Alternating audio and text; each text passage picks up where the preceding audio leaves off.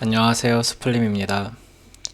네, 인터넷을 살펴보다가 이런 기사를 발견했어요.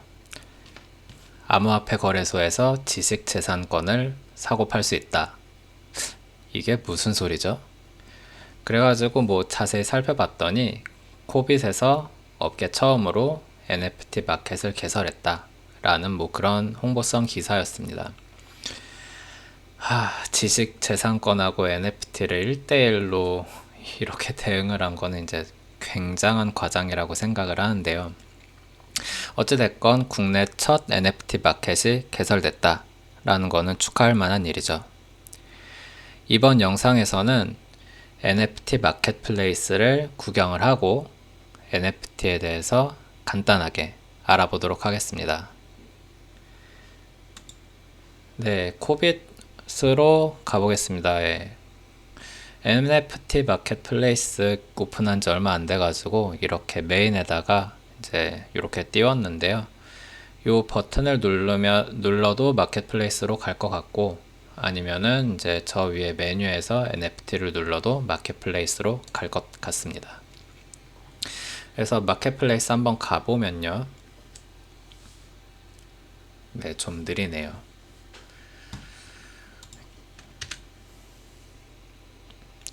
네, 요런 화면들이 뜹니다. NFT 마켓플레이스다. 영어가 난무하는데요. 일단은 영어로 쓰긴 했지만 마켓플레이스라는 것이 시장이기 때문에 결국은 NFT라는 것을 사고 팔 수 있게 만들어진 인터넷상의 공간이다 라고 생각하면 딱 맞습니다. 여기 화면을 다시 보시면 네, 여러 가지 NFT들이 나열이 되어 있고요. 이런데 이제 클릭해서 들어가면은 NFT에 대한 정보를 볼 수 있고, 여기 제한하기 버튼 이런 것들을 통해서 네, 로그인을 안 했네요. 어쨌든 사고 팔 수 있게 되어 있습니다. 그래서 여기 제한하기는 이제 다르게 말하면은 응찰하기 이런 건데요. 이제 경매랑 비슷하게 이제 자기가 원하는 가격을 이렇게 제한할 수 있게 되어 있습니다. 그래서 그런 식으로 해서 NFT를 사고 팔 수 있는 이런 플랫폼을 만들었다, 제공을 한다 라고 생각을 하면 되겠습니다. 그래서 우리나라에서는 코빗이 가장 처음으로 만들었다고 하는데, 이제 전 세계적으로 보면은 가장 유명한 NFT 마켓플레이스는 오픈시입니다. 네, 요 사이트인데요. 오픈시는 가장 먼저 만들어지기도 했고 가장 큰 NFT 마켓플레이스입니다. 들어가 보면은 여러 가지 좀 더 화면이 복잡하기는 하지만 대동소이합니다. 여기 NFT들이 나열이 되어 있고 클릭해서 들어가면은 네, 여러 정보들도 볼 수 있고 구매하거나 응찰도 할 수 있죠. 이 오픈시 말고도 유명한 몇몇 NFT 마켓플레이스들이 있는데요.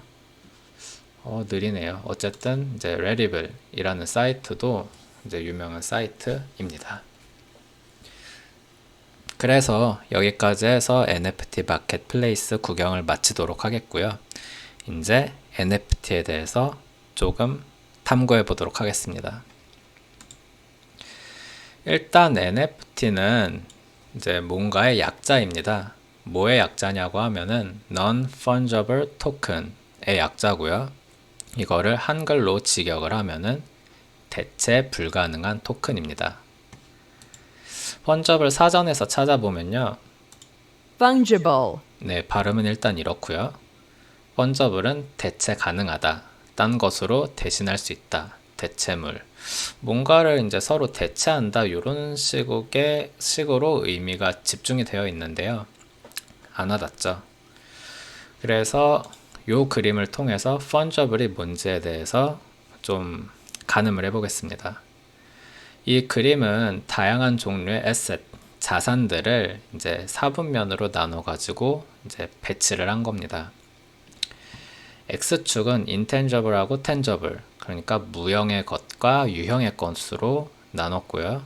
Y축은 non-fungible하고 fungible, 대체 불가능과 대체 가능으로 이제 나눴습니다.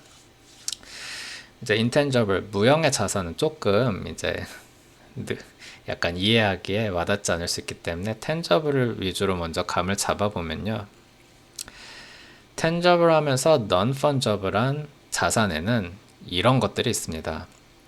각각의 차, 아마 주로 중고차가 해당이 될 것 같고요. 각각의 주택이나 부동산, 그리고 가장 대표적으로 모나리자 같은 뭐 이런 예술품이 있습니다. 예술품 같은 경우는요, 뭐 그림 뭐 한 개, 두 개, 세 개 이렇게 셀 수는 있지만 각각의 그림마다 다 다르죠. 서로 구별이 됩니다. 그래서 물론 이제 복사한 그림 말고요. 어찌됐건 각각의 예술 작품이 구별이 되기 때문에 요거를 서로 대체 가능하지 않다는 거죠. 그렇기 때문에 non-fungible입니다. 부동산도 마찬가지죠. 집 한 채, 두 채, 세 채 이렇게 셀 수는 있지만 요 집하고 저 집이 같지는 않겠죠. 그러면 반면에 이제 요거랑 대비해서 텐저블한데 펀저블한 대체 가능한 것들은 뭐가 있느냐? 뭐 달러나 원화 같은 화폐, 금 같은 거, 나무나 오일 같은 원자재. 요런 것들은 이제 아까 비슷하게 이제 1달러, 2달러, 3달러 이렇게 셀 수도 있고 요게 철수가 갖고 있는 1달러랑 제가 갖고 있는 1달러가 뭐 그렇게 다르지도 않고 서로 대체 가능하고 뭐 교환도 쉽게 할 수 있다. 뭐 요런 게 되겠죠. 그래서 텐저블 하면서 펀저블한 것들은 요런 것들이 있겠습니다. 그래서 방금 들어드린 텐저블한 것 중에서 펀저블, non 펀저블을 통해 가지고 이제 무형의 것으로 넘어와서 감을 잡아보도록 하겠습니다. 펀저블 하면서 인텐저블한 것부터, 그러니까 무형의 대체 가능한 자산부터 알아볼게요. 여기 나와 있죠? 비트코인하고 이더리움. 저희가 보통 거래소에서 이제 사고 팔고 교환하는 그런 코인들이 다 펀저블 하면서 인텐저블한 자산들입니다. 뭐 제가 갖고 있는 1비트코인하고 영희가 갖고 있는 1비트코인이 똑같고 뭐 이제 서로 대체 가능하다 뭐 이런 식으로 이해를 하시면 되겠고요. 그러면은 무형이면서 non-fungible한 대체 불가능한 자산에는 뭐가 있느냐? 그림이 크게 세 개가 있는데요. 일단 위에 거는 나중에 얘기하고요. 아래 게 C 동그라미 요게 카피라이트 저작권입니다. 뭐 저작권을 개수를 세는지는 모르겠어요. 근데 어찌 됐건 아이유가 부른 노래랑 뭐 트와이스가 부른 노래 각각 노래 하나에 대한 저작권이라고 얘기는 할 수 있겠지만 그 누구도 이 노래의 저작권과 저 노래의 저작권이 똑같다고 얘기하진 않죠. non-fungible, 대체 불가능하다는 얘기입니다. 요 나머지 그림에 대해서 설명을 드리면은 이거는 둘 다 NFT, non-fungible 토큰에 대한 이제 대표적인 사례들을 그림으로 형상화한 겁니다. 요 귀여운 고양이는 아마 크립토키티이지 않나 싶고요. 요거는 크립토펑크일 것 같습니다. 관심 있으신 분들은 한번 찾아보시길 바랍니다. 그래서 여기까지 해가지고 NFT의 펀저블이 뭔지 좀 감을 잡아봤습니다. 이제 대체 불가능하니 이제 무슨 뜻인지 좀 아시겠나요? 그래서 이런 대체 불가능한 토큰을 NFT, Non-Fungible Token이라고 한다까지 했습니다. 이 시점에서 기사 하나를 보겠습니다. 보면은 올해 3월 30일에 매일경제에 실린 기사고요. 디지털 예술품 NFT에 대한 오해와 가능성이라고 되어 있습니다. 뭐 기사 내용 자체가 뭐 그렇게 나쁘지는 않지만 뭐 이걸 다 소개하려고 가져온 건 아니고요. 진짜 일반인들 입장에서 저도 이 NFT에 대해서 알아보기 전에 그 일반인 상태에서 NFT에 대해서 좀 몇 가지 오해를 하고 있었거든요. 그래서 그거에 대해서 좀 짚고 마무리를 하려고 합니다. 네, 여러 가지 내용이 있는데 일단 이 기사에서 소개하고 있는 거는 그 파운데이션이라는 이제 아까 소개한 뭐 오픈시나 레리블 같은 그런 이제 사이트에 올라온 NFT에 대해서 소개를 하고 있어요. 요게 그 NFT인데요.